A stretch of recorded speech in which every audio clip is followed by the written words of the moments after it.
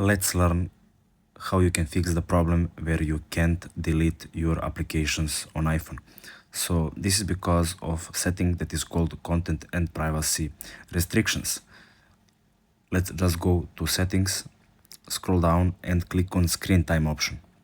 Now scroll down again and under restrictions you will see content and privacy restrictions option.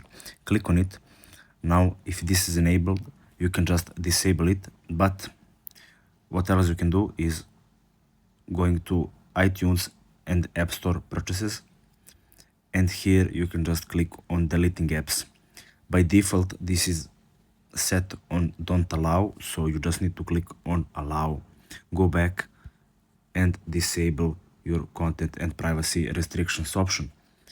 Now if you head over to your home screen and click on the app, you can see that there is a remove app option. So that's it. Thanks for watching and see you in the next video.